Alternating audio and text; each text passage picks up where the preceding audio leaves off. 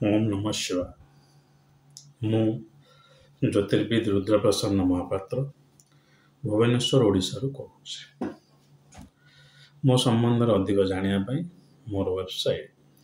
rudrasjyotish.in को visit करिपारंती।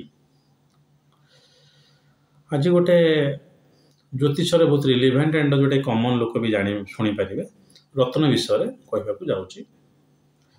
ज्योतिष रत्न मु आगुरी भी करी वीडियो तापर केमती रत्न विषय बेस लिखाई जो गोटे वाइड इंडस्ट्री आप ऑपरेट करुच्ची। तो रत्नटा केमी रेकमेंड करा जाए ज्योतिष नॉर्मली एवं केते दूर से ठीक और केते दूर से भूल। प्रथम जिनस मुझे आगुरी कही रखी गोटे वीडियो जे रत्नटा आपणकर केवल गोटे श्लोक लिखाई फलदीपिकार गोटे श्लोक लिखाई जातक पारिजात एवं सेठी बृहस्पति टोपाज भी कहूँ। टोपाज पोखराज नुहे। हाँ शुक्र डायमंड ठीक अच्छे ये सब अच्छे तो एक्जाक्टली भी जहाँ लिखाई आम एक्जाक्टली भी करूना से तो अलग कथा छाड़। रत्नटा दि जाए केमती विषय भी किसी लिखाई कि केमी दि जाए आम ज्योतिष शास्त्र से कहू रखुची। नॉर्मली गोटे जातक तार प्रथम अधिपति पंचम अधिपति और नवम अधिपति कौन एगुड़ा जातक त्रिकोण बिलिया को कह जाए। कौन ये तीन त्रिकोण अच्छा कि ना सब प्रकार त्रिकोण अच्छा आपको कह जाए धर्म त्रिकोण। एमती आउ तीन प्रकार त्रिकोण अच्छा कह जाए अर्थ त्रिकोण काम त्रिकोण एंड मोक्ष त्रिकोण। धर्म अर्थ काम मोक्ष धर्म अर्थ काम मोक्ष धर्म अर्थ काम मोक्ष एमती चारि चारि चारि तीन तीन एमती आपंकर 12टा घरे होगला त्रिकोण गुड़ा। धर्म त्रिकोण को आम कहीं दो कहीं जातक ये जिनसा लिखाई ज्योतिष जे लग्न लर्ड पंचम लर्ड और नवम लर्ड सब बहुत भल यहीटा लिखाई आर ही रत्न दब किसी लिखाई किसी लिखाई किसी तो लिखाई आ जेकोन ज्योतिष मत चैलेंज कर कौन कर बृहत संहिता लिखाई। हाँ मुझे रिसर्च पेपर भी लिखी मो वेबसाइट अपलोड हो जानी विस्तार रूप जानापी मत ह्वाट्सअप करती मुझे रिसर्च पेपर आपको पठेदेवी जोटा कि वाइडली प्रेस्ड होता साउथर्न इंडिया। हाँ सत कथा कहूँ वाइडली प्रेस्ड मत पूरा एमती भी माने रेस्पॉन्स आसाला जेम वन आर्टिकल जेमस्टोन पर लिखी क्या साउथर्न इंडिया रत्नपथर पर बेस टे चले ना तो से रत्नपथर पर इंटरेस्ट नहीं बहुत ये करते ए मुझे डिटेल किसी कहूना रिसर्च आर्टिकलटा पढ़ले हूँ आप बहुत कथा जानीपर। एथे मुझे कहूँ कौन तार बगबियर्स येस नो डूड्स डू नट्स कौन आमर प्रथम घर पंचम घर नवम घर सब धर्म त्रिकोण आप धर्म खोजुं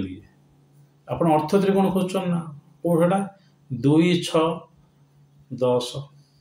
काम कौन 3 7 11 मोक्ष कौन 4 8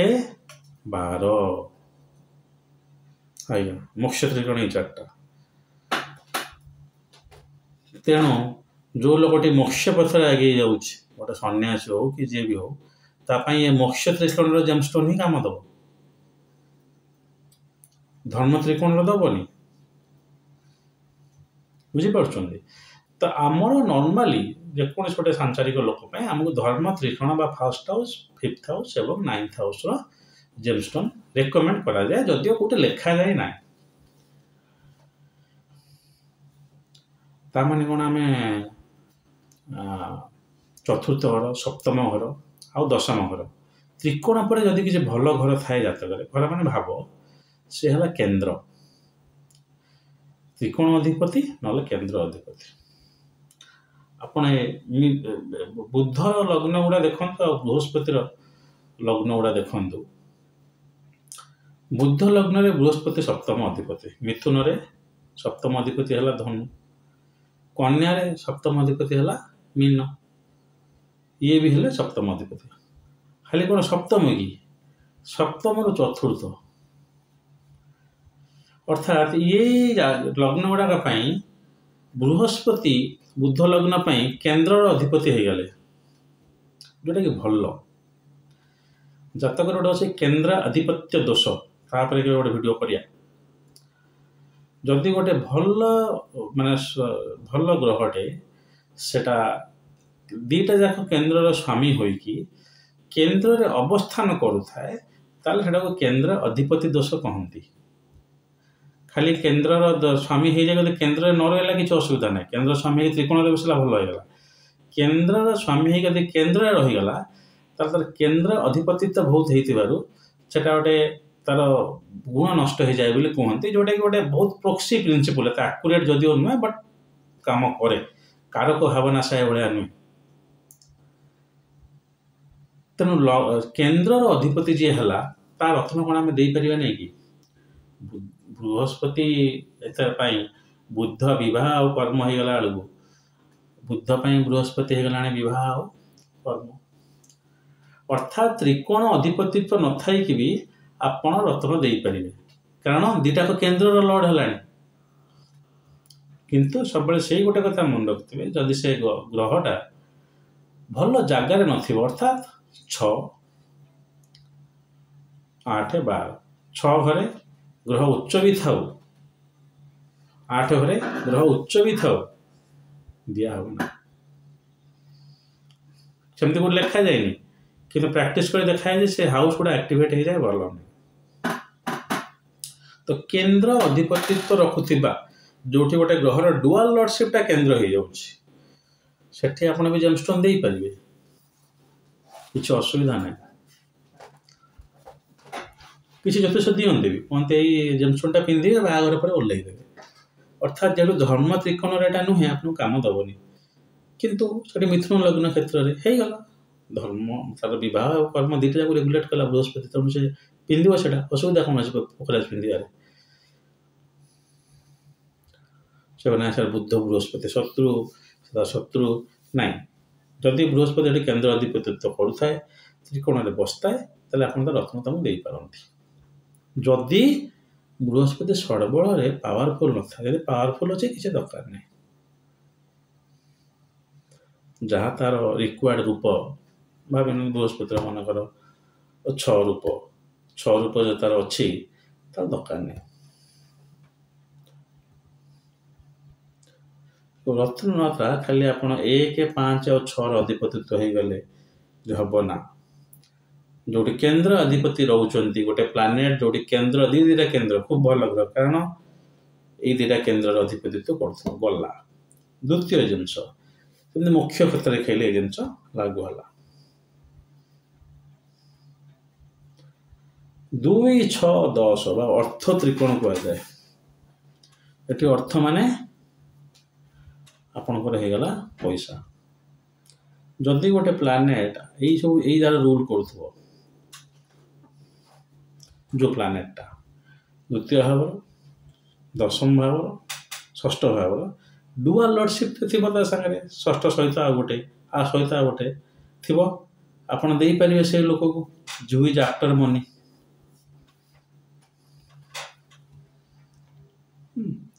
पुणी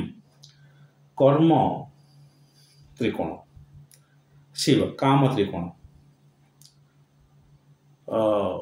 क्षेत्र गोटे भल घरटे अच्छे से एकादश भाव भल एग्जांपल गोटे दौर सिंह लग्न बुध द्वितीय अधिपति अर्थात गोटे अर्थ त्रिकोण स्वामी है आउ एकादश अधिपति अर्थात काम त्रिकोण स्वामी है जेकोसी मेटेरियलिस्टिक गेन दयाक बुधर रत्न पाना पिंधतु मो कथा बुझी हो जदि बुधर आडिक्वेट सड़बल नथिबो आ बुध कौन से खराब जगार बस नथिबो मुझे कहूँ मो कथा शुणी कर पकेबेनी मैं बेसिकल ज्योतिर्विद मान को कहूँ जे केमती आप रेकमेंड करेंगे कर चान्स अच्छी हाँ 8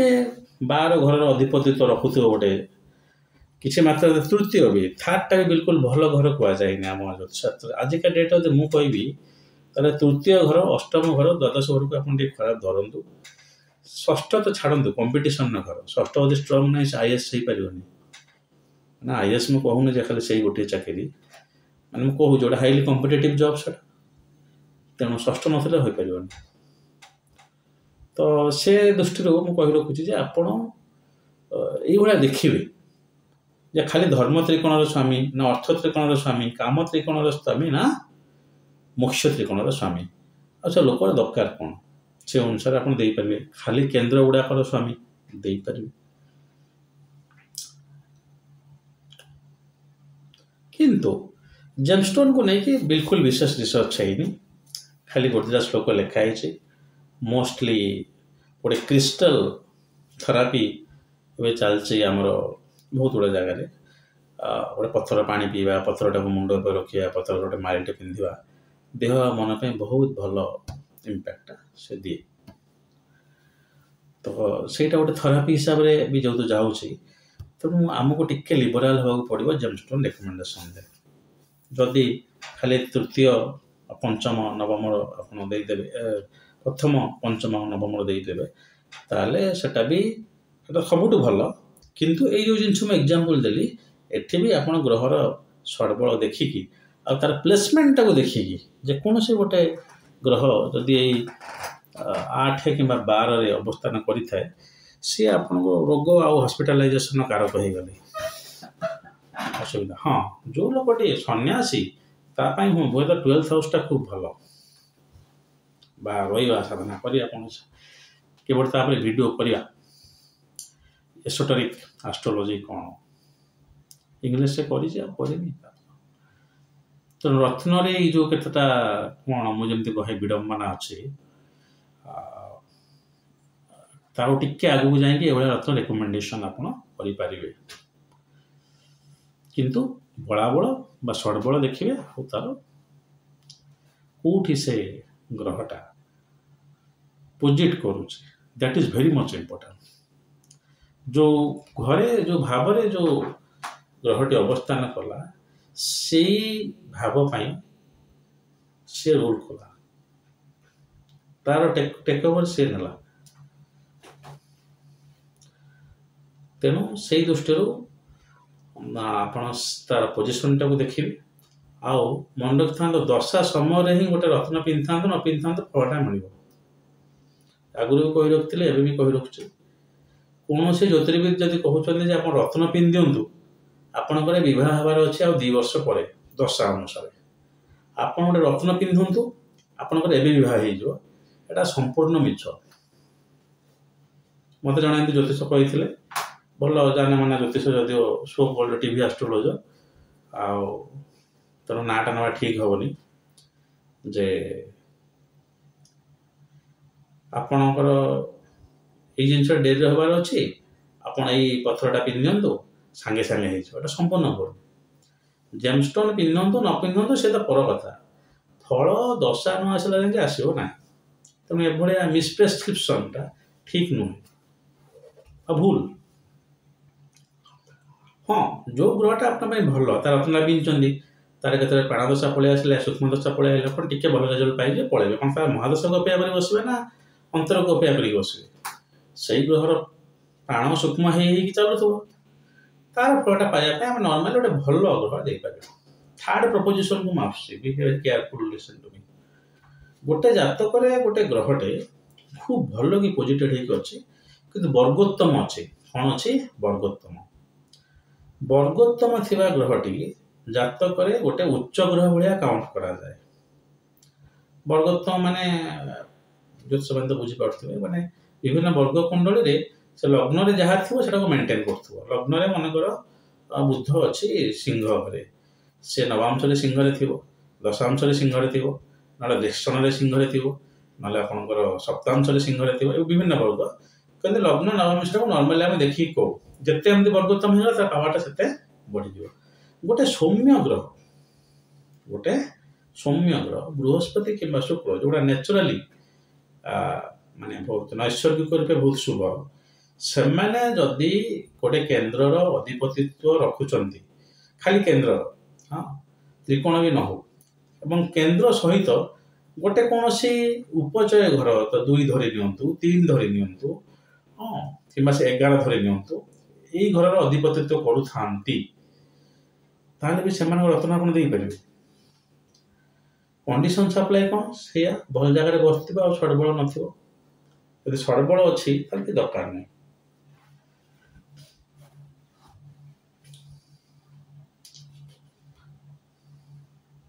ठीक अच्छे ये गोटे जिनस आउ गोटे प्रपोजिशन कौन जदि जो ग्रहटा आपणकर षष्ठ घरे कि अष्टम घरे बसी से ग्रह रिलेटेड आपणकर डिजीजटा आपन को हम शुक्र षष्ठ तो आप देखिए आपन को हार्मोनल प्रोब्लेम गोटे कौन हम हार्मोनल इम्बालांस हो अष्टम तो ये जो कौन से पूरा लॉन्ग टर्म हार्मोनल इम्बालांस आप धरी नियंतु आम जो कहते थायराइड है से ग्रहर ग्रहर बलाबल नथिबो से जगह जब आप ग्रहर रत्न दौरान आप मन रखता तार जो फिजिकल डिजीजटा सेटारे आपंकर किसी हाम्पर है इम्प्रूव हम कहीं ना क्रिस्टाल थेरापी अंडर एटा पड़ला जो ग्रह षष्ठ कि अष्टम षष्ठ है छोट रोग आज्ञा अष्टम है टे लंग टर्म रोग उदाहरण स्वरूप थंडा कमिगला ज्वर हो कमिगला षष्ठ किंतु से लग्नटा लग्नर अधिपतिटा षष्ठ बसता है खाली लोगटा लगी रही भाया छोट छोट रोग से रहा आपंकर अष्टम घर जब से रहा लंबा रोग श्वास बाहर कमुना एलर्जी हो कमुना कमिबार चांसेस भी कम सब्जेक्ट टू कंडीशन सप्लाई आप देखिए लग्नर लग्न पापकर्तर भितर ना लग्न स्ट्रेंथ केते इत्यादि इत्यादि अर्थात जो ग्रह षष्ठ कि अष्टम जगह बसी थाए तार रत्नटा दशा समय खराब इंपैक्ट दब किंतु से ग्रहटा को बड़ा बड़ दौथबारु ता रिलेटेड डिजीजटा एते खराब हम ना उदाहरण स्वरूप आपण को हलदिया परिस्रा फ्रिक्वेंटली हम भोक लगे ना बृहस्पति जदि षष्ठ थी बल जदि सफिसीयंट थी सब जिन किसी हेनी सड़बल बहुत पावरफुल थी ताले किसी हेनी सामान जिनस मु पावरफुल अच्छी बहुत मत दीज लोक धरले मुझे छड़े पड़ी पावर जदि ना मुझे कहूँ पावर माने स्ट्रेंथ सड़बल यहाँ षष्ठ बसला बृहस्पति आपड़ देखिले हलदिया परिस्रा हो लिवर फंक्शन होनी लिवर फंक्शन टेस्ट भूल बाहर टेस्टेड फैक्ट आपड़ गोटे पोखराज पिंधिक देखते आपंकर हेनी किंतु जदि आपंकर किसी कोर्ट कचेरी केस चली थाए बृहस्पति दशा समय देखिए आप 2-3 थर दौड़ी हैरान हे जेहेतु बृहस्पति गोटे सौम्य ग्रह तार षष्ठ से बसी तेणु हूँ कोर्ट कचेरी आप जिते पारे आप हैरान करदेव अर्थात तार रत्नर आस्ट्रो बेनिफिटा नेगेटिव है किंतु फिजिकल बेनिफिटा भल है किंतु आम ये रत्न फिजिकल बेनिफिटा आम ज्योतिष आम देखुना ये क्रिस्टाल थेरापी दि जाए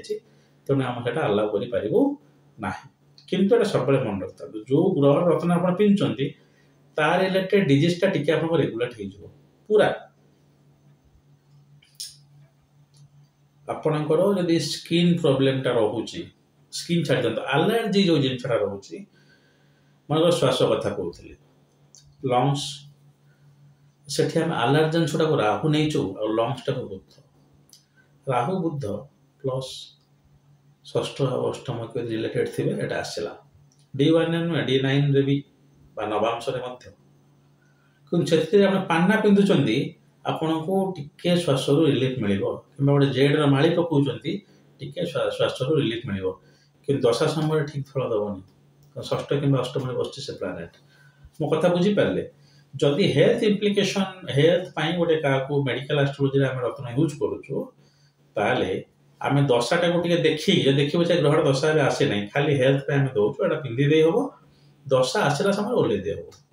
ठीक रिभर्स जमती पंचम अधिपति दशा आसिले आम रत्न पिंधिदेवे तार भल कम आसो आर दशाटा आसो आप ओल्ले देवे कहीं आप खाली हेल्थ बेनिफिटा पाइबा पिंधुंट ମୁଁ ଯାହା କହୁଛି ତାକୁ ଟିକେ ସେଇ ଜ୍ୟୋତିଷ ମାନେ ବୁଝିପାରିବେ ଯୋଉମାନେ ଟିକେ ଡିପ୍କୁ ଯାଇଥିବେ, ଟିକେ ବେଶୀ ବିଲକୁଲ ନୁହଁ। ରତ୍ନଟାକୁ ବିଭିନ୍ନ ଆଡୁ ଭାବିଛନ୍ତି କି ଦେଇଥିବେ, ଏମିତି ନାହିଁ ଦେଖିଦେଲେ 1 5 9 ଦେଇଦିଅନ୍ତୁ ଆଉ। 1 5 9 ଗ୍ରହ ଯୋଉଠି ବସିଥାଉ ସदैବ ଶୁଭ। ଏଇଠି ଗୋଟେ ଇନଷ୍ଟିଚ୍ୟୁଟ ଥିଲା ଯୋଉଠି ପଢୁଥିଲେ ବାରମ୍ବାର କୁହେ ରସୁଲଗଡ଼ ପାଖରେ,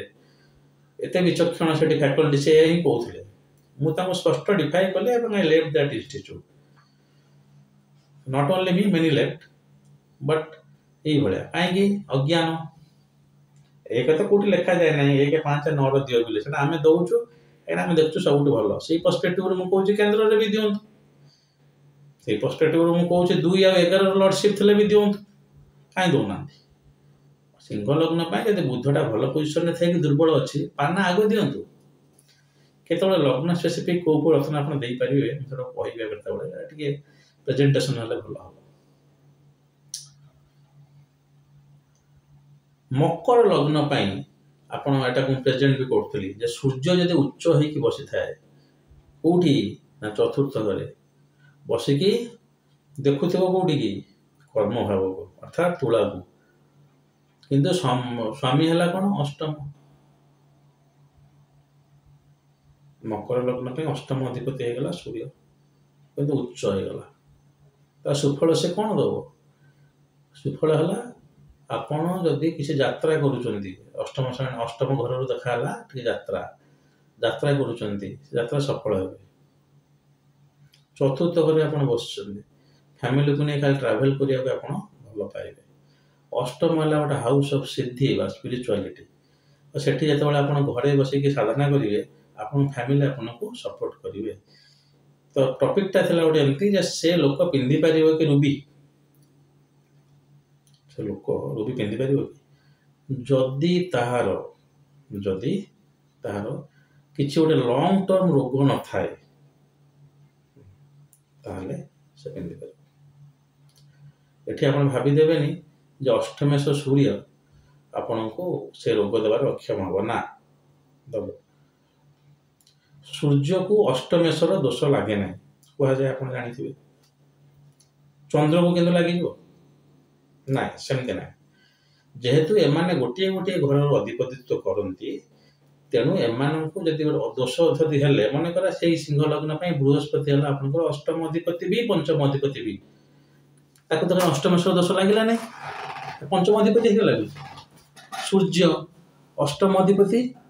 ଆଉ ତାର ଡୁଆଲ ଲର୍ଡସିପ୍ ନାହିଁ, ସିଂହ ରାଶି ଛଡା ସୂର୍ଯ୍ୟର ଆଉ କିଛି ନାହିଁ। ତେଣୁ ସୂର୍ଯ୍ୟକୁ ଅଷ୍ଟମେଷ ଦୋଷ ଲାଗେ ନାହିଁ। କୋଉଠି ବୋଧେ କ୍ଲାସିକ୍ସ ଏକ୍ଜାକ୍ଟ ରେଫରେନ୍ସ ମୋର ମନେ ପଡୁନି, କିନ୍ତୁ ଏଇଟା ଗୋଟେ ଥମ୍ବ ରୁଲ। ତ ଏଠି ସୂର୍ଯ୍ୟ ତା ପାଇଁ ବେଶୀ ଖରାପ ହେଲା ନାହିଁ, କିନ୍ତୁ ସେଇ ସୂର୍ଯ୍ୟ ଉଚ୍ଚ ଅଛି ବୋଲି ସିନା, କିନ୍ତୁ ଯଦି ଖରାପ ଜାଗାରେ ଥାନ୍ତା ସେ ଡେଫିନେଟଲି ସେଇଭଳିଆ ଫଳ ଦବ। ଅଷ୍ଟମେଷର ଦୋଷ ଲାଗିବନି ମାନେ କଣ, ଅଷ୍ଟମ ଅଧିପତି ହବା ସତ୍ତ୍ୱେ ବି ସେ ଟିକେ ଶୁଭ ଫଳ ଦେବାରେ ସକ୍ଷମ। ଅଷ୍ଟମ ଘରଟା ଆୟୁ ହେଇଗଲା, ତେଣୁ ସୂର୍ଯ୍ୟ ଯଦି ଭଲ ଅଛି ଆପଣ ଆୟୁଟା ଭଲ ରହିଲେ ଆପଣ ଯେତେ ଦିନ ବଞ୍ଚିବେ ହେଲ୍ଦିଲି ବଞ୍ଚିବେ। କିନ୍ତୁ ତଥାପି ଅଷ୍ଟମାସ ଦୋଷ ଲାଗେ ନାହିଁ ବୋଲି କମ୍ପ୍ଲିଟଲି ଖରାପ ଭାବିବେ ନାହିଁ। ଯଦି କାଲି ସକାଳେ ସେଇ ଲୋକର ହାଡ଼ ଭାଙ୍ଗଲା ଏବଂ ସୂର୍ଯ୍ୟ ଉଚ୍ଚ ଯଦି ଅଛି ତାର ସାଙ୍ଗେ ସାଙ୍ଗେ ଯୋଡ଼ି ହେଇଯିବ, ନହେଲେ ରଡ଼ ଫଡ଼ ପଶିବ, ଭାରି ଅସୁବିଧାରେ ପଡ଼ିବ ସେ। ତ ଦେଖନ୍ତୁ କେତେ ପ୍ରିରୋଗେଟିଭ୍ ଦେଖିକି ଗୋଟେ ରତ୍ନଟେ ଆମେ ଦେଇପାରିବା। ତ ଏ ଜାଗାରେ ଆପଣ ଦେଖିବେ ଖାଲି ଉଚ୍ଚ ଯଦି ସୂର୍ଯ୍ୟ ଅଛି କିନ୍ତୁ ସର୍ବଳରେ ପାୱାର ନାହିଁ, ତାହେଲେ ଆପଣ ଏଠି ଗୋଟେ କ୍ୟାପ୍ରିକନ୍ ଆସେଣ୍ଡାଣ୍ଟରେ ବି ବା ମକର ଲଗ୍ନ ଲୋକକୁ ବି ଦେଇପାରିବେ ଗୋଟେ ରୁବି।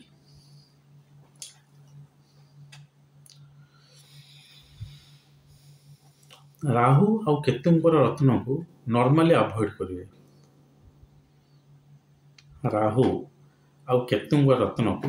ନର୍ମାଲି ଆଭଏଡ କରିବେ, କାରଣ ସେଥିରେ ଗ୍ରହ ନାହାନ୍ତି ଆଜ୍ଞା। ଯଦି ଆପଣ ରାହୁ କେତୁ ପାଇଁ ପିନ୍ଧୁଛନ୍ତି ତାହେଲେ ମୋ ଅନୁରୋଧ ହେଲା ଆପଣ ଗୁଳିକା ପାଇଁ ବି ପିନ୍ଧନ୍ତୁ,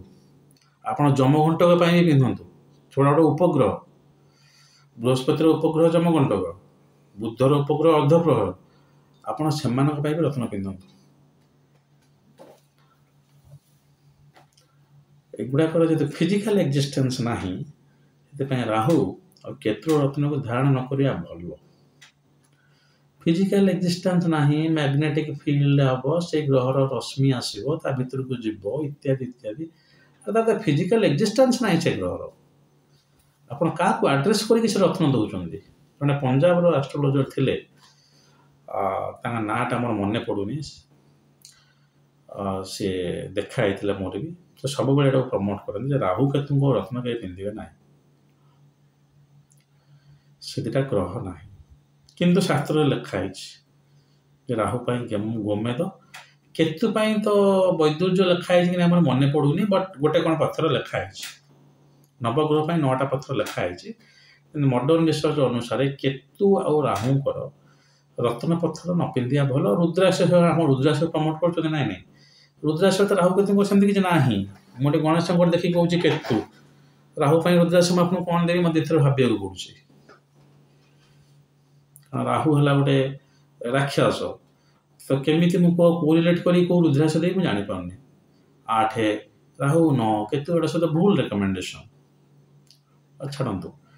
तो गोमेद आउ वैदुर्य बा केतु आ राहु को रत्नटा टी रेकमेंडेड नुहे आज्ञा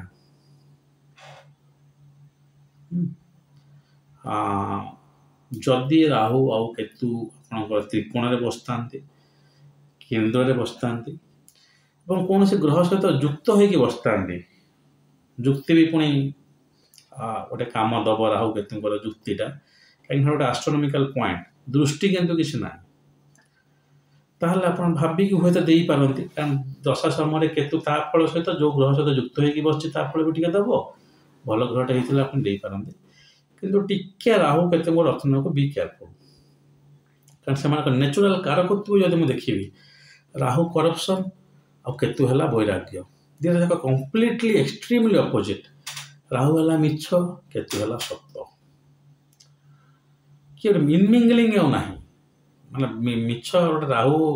अधिपतित्व कला माने आउ पूरा कंट्रोल बाहर से लोक मिछ ये सब जिन चलो तेणु से जगह राहु लग्न बसी नवम बसी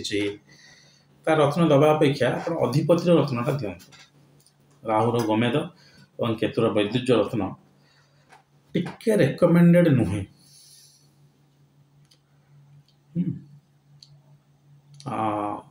बहुत भल घरे नवम जब बसचंती दे पारती ना अवॉइड करंतु एक तो से लॉर्डशिप ना जो घरे से बसवे तार फल देवे तेणु आप देखिए जदि गोटे लोकर कौन दरकार अच्छे सप्तम राहु अच्छी बाहर होनी दे पारती गोमेद तो बाहर पर से ओल्लैदब ये तो रत्नटा को केवे गोटे मूर्ख भाया मूर्ख मैंने टी भावी चिंतिकी देवे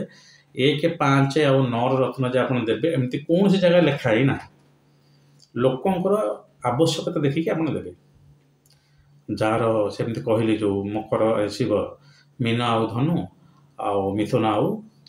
कन्या ये 2टा लग्न आप देखुं केमती सप्तम बृहस्पति आउ बुध केन्द्र अधिपति होती तो केन्द्र अधिपति रत्न आप 100% दे पारे 100% भल फल दब किसी असुविधा नहीं तो केन्द्र अधिपति रत्न भी आप दे पारे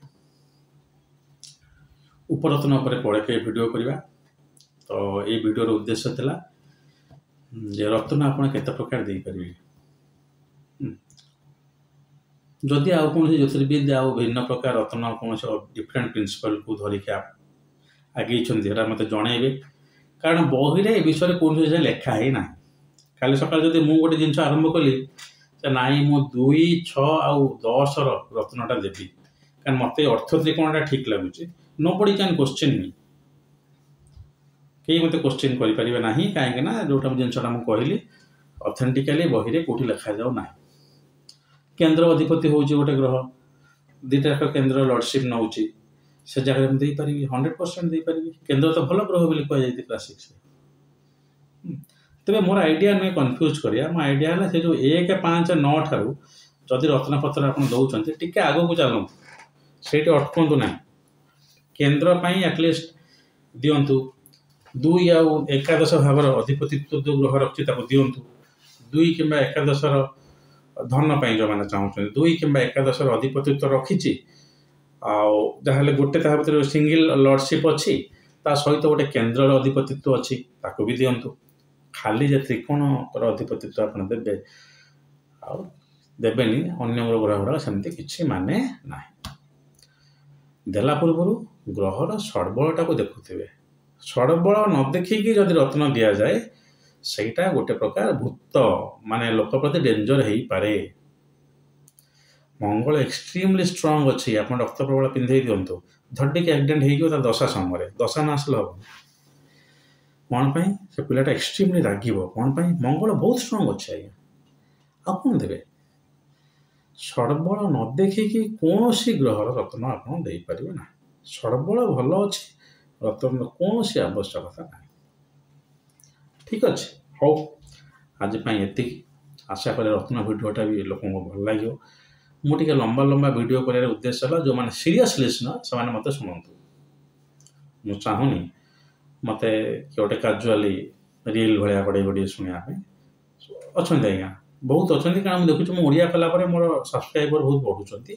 ମୋ ପାଖକୁ ଫୋନ୍ ବି ଆସୁଛି, ସାର୍ ଆମେ ଆମର ଜ୍ୟୋତିଷ ଶିଖିବାକୁ ଚାହୁଁଛୁ। ଭଲ ଲାଗୁଛି ବହୁତ, ଧନ୍ୟବାଦ ସେମାନଙ୍କୁ।